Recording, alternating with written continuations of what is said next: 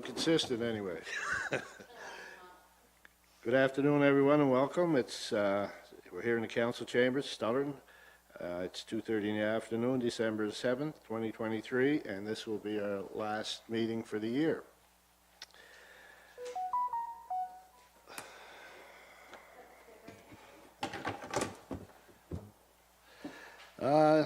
So first, is there any additions to the agenda?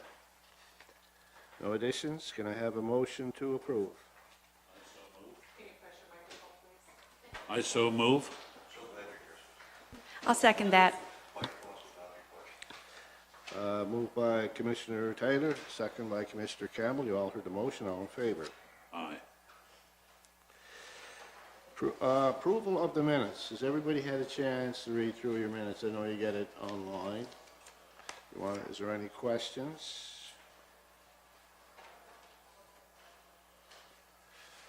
Any concerns about? I move we accept the minutes as provided. I second. Moved by Commissioner Taylor, seconded by Commissioner Lloyd. All heard the motion. All in favor? Contrary-minded? Motion carried. Business arising. Is there any business arising from the minutes? I have two things, Mr. Chair. One thing, an update on South McKay Street, as per the request of the last commission meeting about the traffic down there at South McKay. I did speak with the town engineer and traffic authority chief, Hobeck. So right now, I think it will, in the spring, they will put a yellow line between, on that street. Okay. With regards to cutting back, it's privately owned property, so we will contact the owner to see if that's something that the town can go on and clear it back. But in the meantime, right now, what we can do for sure is the yellow line down the street. What about putting a sign there just saying slow, dangerous corner or something to that effect? Would that be, I'm looking at the chief when I'm saying that. Would that be helpful? Sure, I can look at different types of signs, yep. All right, thank you. Oh, that's great, thank you Yeah, very and much. the other thing I wanted from a business arising is the last meeting, the commission had made a motion to buy out the lease of the car, but that is going to be dealt with in number 6 on the agenda, so there will be a change to that. All right, good, thank you very much, appreciate it. Is there any other questions on the business arising? Do we need a motion on that? So we'll move on to monthly activity report. Is there any questions on the monthly activity report?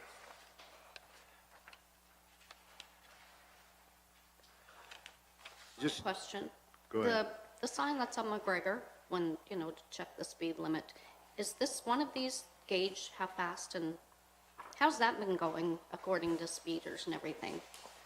Can you say that again? The sign that makes people slow down, how has that been working well? Is it making people slow down on McGregor? That's hard to say. I think what happens is once your speed lights up, then it registers. So if they see it and they're speeding and then they slow down, it's going to register the highest speed that it initially takes. So I guess it's more observational from being up there than actual data to support that. So I can't say for sure if it is or if it isn't. I spoke to Chief before that, and he's talking about moving it down further.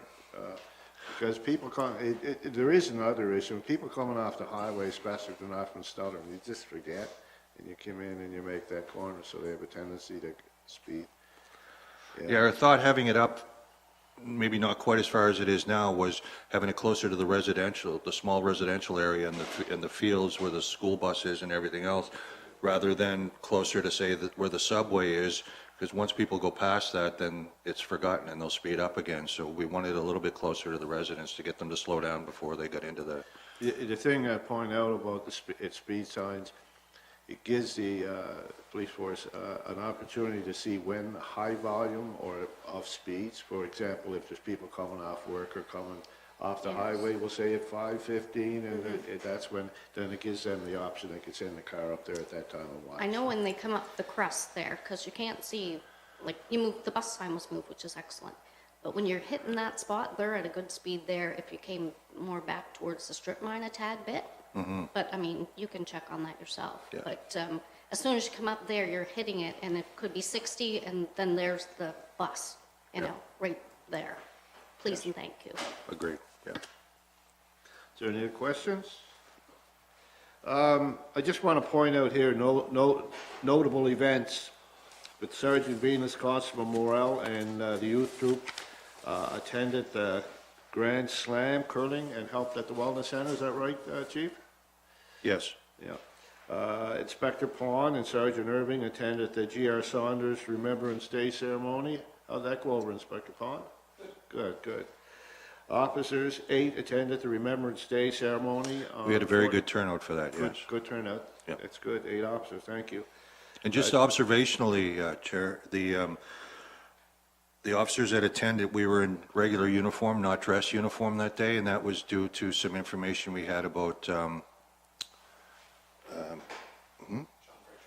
Sean Fraser attending. There were some security concerns, so rather than have a distinct security detail, we just showed up for the ceremony in uniform as a security detail as well as attending the ceremony. So Did that's he- why we weren't in dress uniform. that Did he day. attend? Yes. Okay, Gave a very good speech, too. Incredible. okay, thank you. If you're in dress detail, then you can't carry a weapon, can you? Yes, we can. We just don't have the right equipment for that right now. You need a Sam Brown belt to go over the dress uniform to carry your firearm. We don't, I mean, we can have it underneath, but that kind of defeats the purpose, so. Yeah, we tried not to, I don't want to say overdo it, but we didn't have anybody standing out with rifles. It was just us right up front with our sidearms. So are we going to get these Sam Brown? It's something we should look at. I think, yeah, they cost a little bit, but, you know, to attend ceremonies like that unarmed at times, when there's issues around dignitaries and stuff attending, then it's nice to have I agree with you, something. safety's a priority. We don't Yes. want somebody to get injured or hurt, you know, especially if you're going to them, there's always a probability that you're going to have issues there or trouble. Now, we don't provide close protection for dignitaries. That's an RCMP function, Yeah. and that wasn't the case here. Yeah. He didn't have close protection for the service. There was just some security concerns over everything that's going on and with his role in housing and some of the issues around housing in this province and the country that they had some concerns. That's why we did it the way we did And it. the country's kind of gone downhill now. Now, everywhere they go, we have to have police protection. There was a time when the Prime Minister could walk around without police protection. Now they need it. So the last issue, of course, Chief Hoback, Inspector Pond, Constable Rideout, and Constable McAdam attended the Christmas tree lighting. Thank you for your presence. Is there any other questions on the report? Just one more notable event, and since you mentioned it, Constable McAdam's here with us today. That was a notable event for the month. He started with us last month. We're going to And, introduce him shortly, right? Yeah, he's going to introduce himself, and, yeah. Is he going to sing? Yeah, Rudolph the Red-Nosed Reindeer. All right. Grant, if you want to stand up and introduce No. yourself, you don't have to sing. We're just kidding about the song. I wasn't. So you want to introduce yourself, please? Sorry, Greg McAdam. Just recently hired, started November 14th here at the service. Excited to be here and be part of the town and help police the community and get involved within the community. I moved here from St. John, New Brunswick. There I was working for New Brunswick Department of Justice and Public Safety, Sheriff Services for 4.5 years. And prior to that, I was originally from Cape Breton, so I was working for the Cape Breton Police Service as a special constable with that service there for just over almost 8 years. And even though he's from Cape Breton, we hired him anyhow. Grant, he's modest. You know what's going to happen here is the Constable Wan, Councillor Wan, rather, is going to give me grief because every time a Cape Brettoner is hired, he blames me for it, right? Yeah. I'm from the Waterford originally. That's part of the joke anyway. Oh, he won't be leaving. I already spoke to the chief in Cape Breton. He can't have him. And Grant's being very modest. He has quite an extensive background in volunteering in the communities that he's lived in, and we look forward to getting him involved here in Stellarton with some of the activities we have going on. Well, welcome to our town. It's a beautiful little town. I've been here for 46 years, and I brought 2 boys up here, and my wife who worked here, and we've enjoyed it. It's a great community to live in, and we've got a super police force, and they're doing a great job. Our whole staff, I should say, here in the town is just super. They're doing a great job. So, you've got good leadership here. So, welcome, and I hope you stay. Thank you very much. Pleasure to be here and I'm excited. Also, 2 years ago, we lost the United Way truck pull, so I wanted to get a little bit extra muscle on for the I was next going to say, you're going back to the old standard now. You have to be 6'1", is it? Wait. Welcome. Monthly activity report. Is there any other questions on it? If not, can I entertain a motion to accept? And you're given the evil eye, I'll move to accept the report. You're paranoid, Donnie. I move to accept the report. You have a seconder? I'll second that. Moved by Commissioner Taylor, second by Commissioner Campbell. You've all heard the motion. All in favor? Contrary minded, motion carried. Okay. Police year to date. What do we got here, Susan? So you have your year-to-date for period ending October 2023. Thanks, Brad. I spoke to the chief on the, one of the things that is standing out a little bit, because we're 58% into the fiscal year. One of the things that stood out was the uniforms. They were a little over budget, but upon further investigation, it was determined that some of the items listed under that general ledger number are supposed to be under another number. So we will get that cleared up, but that's why it's a little skewed there. But everything else seems to be on par. I'm not sure if the chief would like to add anything, but I think that was mostly it. Yes, I think so too. I think everything else was pretty close. Yep. It would surprise me to see the number for the uniforms, because it didn't seem like I know Grant needed a couple, but that certainly didn't tip the scales that far offside. But it was the body armor that got added to that. We had to replace a couple of sets this year, so.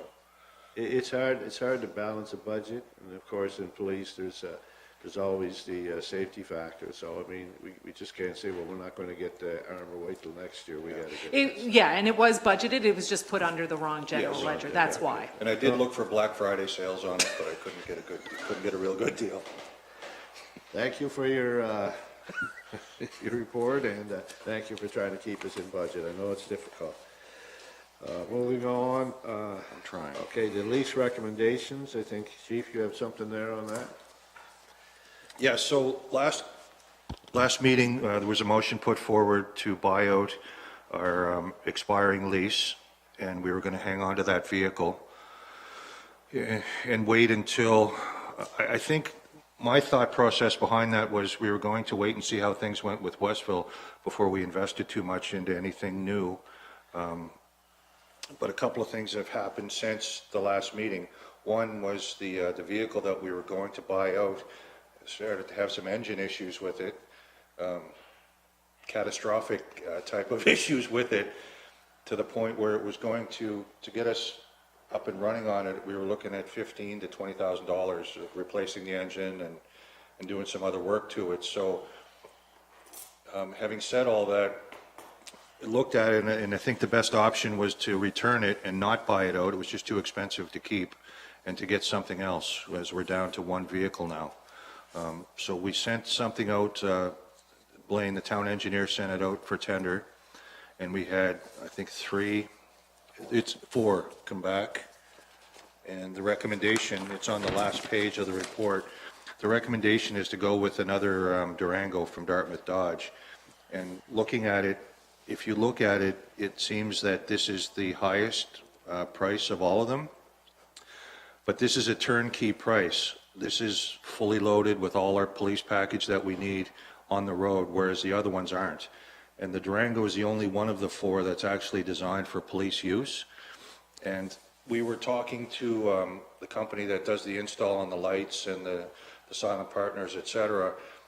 And to outfit a vehicle, he told us one of them was a military police vehicle, which was outfitted from head to toe as well. 65 hours of work to get everything installed. So when you see the costs here, I think those are kind of some of the hidden costs that you don't think about, and 65 hours of labor at what mechanics charge, $100 an hour, or whatever the shops charge, adds to your price fairly quickly. And also, from the last time we purchased or leased a vehicle, the retail or the purchase price of the Durango went from $39,000 up to $63,000 in 4 years, which is consistent with most vehicles now. The Dodge Ram trucks have gone from a base price here of $37,000 to $47,000 up to $70,000 to $90,000 now for trucks to purchase. So there's been a huge inflation in the cost of vehicles and also equipment in the last 4 years, which makes up the difference in cost on the lease from our last one. So, okay. So your recommendation is to go with Durango? Yes. Also, for timing, we can have a Durango fully outfitted with the vinyl, like our markings on it and everything before Christmas, whereas the trucks wouldn't be available to us till late February, maybe early March, before we could get one on the road. Just to, I think Donnie's aware of it though, because he was here before, and Susan, but years ago, they used to gerrymander the equipment. They'd move the equipment from one vehicle to the other, which wasn't a safe way, because obviously all cars don't have the same body design. So the commission at the time, we decided that going forward, we would have the proper gear put in the vehicles for safety. We need a vote on that here, I suppose. Okay. Yes. So we'll need a vote to go forward with that. And just, excuse me, Mr. Chair, just for the record, we need to read them out, if that's... Okay, if you so- want to read it out, Susan, please. I certainly can, yeah. The following are the results of our request for quotes for police vehicle leases. One, Dartmouth Dodge, 60-month lease, $1,640.69 plus HST per month. Number two was Saunders Motor Company for a 48-month lease, $1,067 HST per month. That was for a 2023 Ram 1500 Classic SLT. Number three, Saunders Motor Company, 48-month lease, $1,429.53 plus HST per month, and that's for a 2024 Ram 1500 Sport. And four, O'Regan Chevrolet Buick GMC, 48-month lease, $1,449.19 plus HST per month. And as the chief indicated, he's recommending the 2023 Dodge Durango Enforcer all-wheel drive. Okay, we have it before us. If you would like to make a motion, if you're in favor, and second it, then we can go forward we can get it on the floor anyway. Yep. I'll make a motion that we take the chief's advice on the Durango. Thank you. And I'll second that motion. Motion by Commissioner Kay, seconded by Commissioner Taylor, that we go forward with the recommendation by the chief for the 2023 Durango from, Dartmouth Dodge. sorry, From Dartmouth Dodge. Dartmouth Dodge. You've all heard the motion. Is there any questions?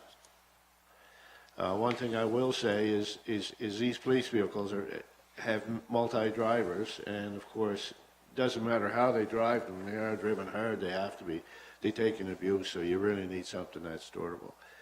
If there's no questions, I'll call all in favor. I have a question. Okay, go ahead, Donnie. On the Dodge, the delivery time is prior to Christmas? Yes.